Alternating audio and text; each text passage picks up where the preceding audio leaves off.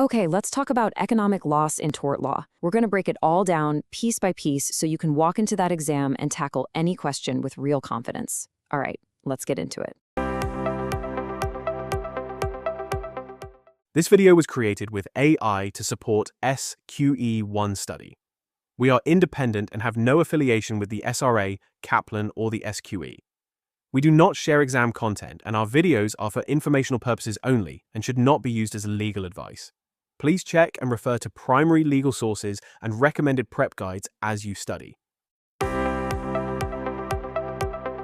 So, let's just get right to the heart of the problem, shall we? Imagine this. A construction company is digging up a road and they negligently slice through a major power cable. This cuts the power to your factory, shutting down production for an entire day.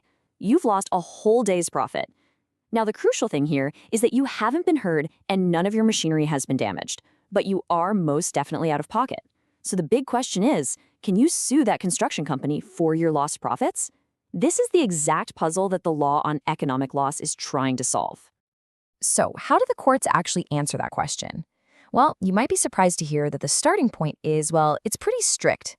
In England and Wales, the law has always been really hesitant to award damages for losses that are purely financial. So, in this first section, we're going to dig into exactly why that is and look at the key legal principle behind this approach. Right from the get-go, the law forces us to make a really fundamental distinction. Think of it as a tale of two losses. On one side, you have consequential economic loss. This is any financial loss that flows directly from physical damage. So let's say a negligent driver smashes into your taxi. The cost of fixing the car, that's physical damage. But what about the income you lose while the taxi's in the garage being repaired? Well, that's consequential economic loss. And the good news is, it's recoverable. But on the other side, we have pure economic loss. This is financial loss that's totally separate from any physical injury or damage to property. Remember our power cable example? That lost profit is the perfect example of pure economic loss. And the general rule is, you can't claim for it. So this big no from the courts, it has a name, the exclusionary rule. The main reason behind it, the big policy reason, is a fear of opening the floodgates. The courts were terrified of a potentially limitless number of claims. Just think about that cut power cable again. If your factory can sue for lost profits, what about the coffee shop on the corner or the bakery next door? What about all their employees who lost a day's wages? You can see how it could spiral. The courts worried it could lead to what one judge famously called liability in an indeterminate amount for an indeterminate time to an indeterminate class. It could absolutely crush businesses with lawsuits. So the big takeaway so far is that the general rule is no recovery. Got it. But, like any good legal rule, there's a massive exception. This is the exception you really need to know, and it comes into play when we stop talking about faulty power cables and start talking about faulty advice or careless statements from professionals. Let's explore that right now. And the biggest, most important exception is what we call negligent misstatement. It's exactly what it sounds like. It happens when someone with a special skill, an accountant, a surveyor, a lawyer, gives you some careless advice. You then rely on that advice, and as a direct result, you lose money. The law basically recognizes that in our complicated modern world, we have to be able to trust what experts tell us. So there has to be a way to get compensation if their carelessness ends up costing us a fortune. The case that really blew the doors open for this exception was the landmark case of Hedley Byrne v. Heller. Here's what happened. An advertising agency, Hedley Byrne, was thinking about working with a new client. They wanted to know if the client was financially solid, so they asked their bank to check.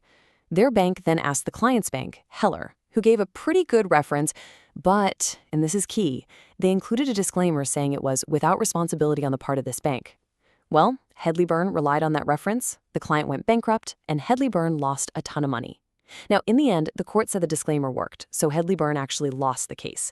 But, and this is the revolutionary part, the judges said that if that disclaimer hadn't been there, a duty of care could have existed.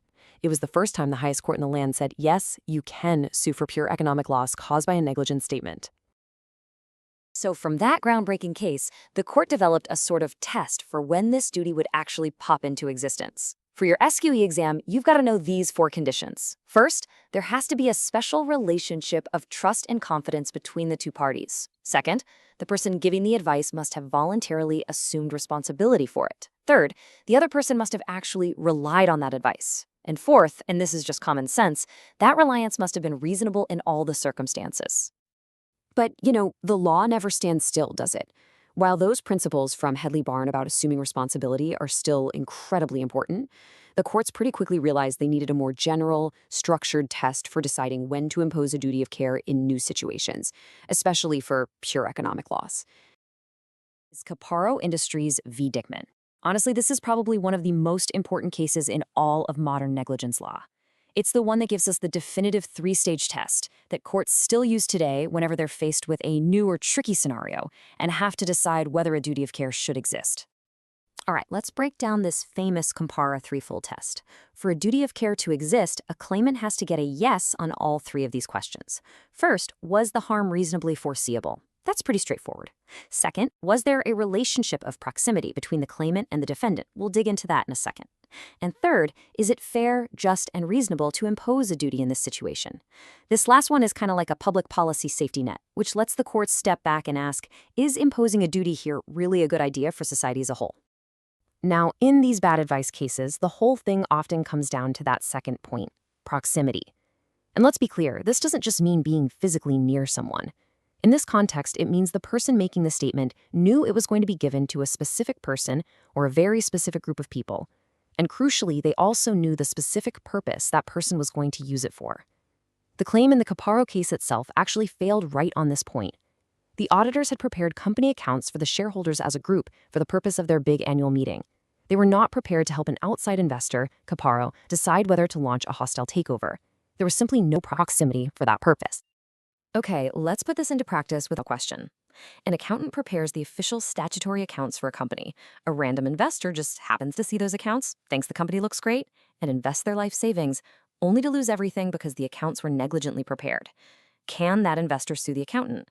Well, if we apply the Caparo test, the answer is a clear no. The accountant owed a duty to the company and its existing shareholders, not to the entire world of potential investors. There's just no proximity. All right, now that we've got the general rules down, let's zoom in on a really specific area, solicitor's negligence. In particular, we're going to look at what happens when it involves drafting wills and disappointed beneficiaries. The must-know case here is White versus Jones. So a father falls out with his daughters and completely cuts them out of his will. But later on they reconcile and he tells his solicitor to draft a new will, leaving £9,000 to each of them. But the solicitor, well, he just dragged his feet, delaying for no good reason. The father then died before the new will was ever signed, which meant the daughters got absolutely nothing. So they sued the solicitor. Now, this created a kind of legal black hole. The solicitor's actual client was the father, but his estate hadn't lost any money. The daughters who had lost money weren't his clients. To stop a really obvious injustice, the House of Lords stretched the Headley-Barn principle.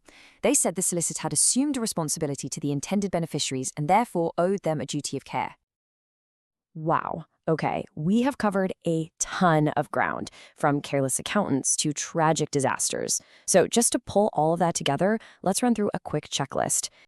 Okay, rapid fire recap.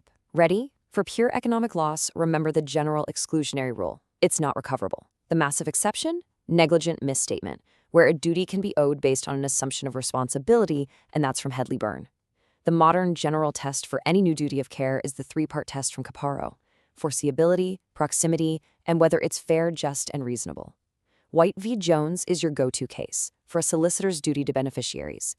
And finally, for psychiatric harm, remember the vital difference between primary and secondary victims, and memorize those 5 strict Alcock control mechanisms for any secondary victim claim. And finally, let's talk about the common traps people fall into on the exam. Don't be that person. For psychiatric harm, do not confuse normal human grief and sadness, which you can't claim for, with a diagnosed, medically recognized psychiatric illness, which you can't. Also, you have to apply all 5 of the Alcock criteria strictly. If just one is missing, the whole claim fails. For economic loss, the classic mistake is not figuring out right at the start whether the loss is pure or consequential. If you get that first step wrong, your whole answer is going to be off track. So I'm going to leave you with a final thought to chew on. We live in a world of AI-generated advice, online consultants, and instant information flowing everywhere. Our reliance on what other people tell us is only getting bigger. So the question is, are the principles from a case like Caparo, which was decided decades ago, still right for our modern world? Should the law maybe make it a bit easier to claim for these purely financial losses, or should those floodgates stay firmly bolted shut?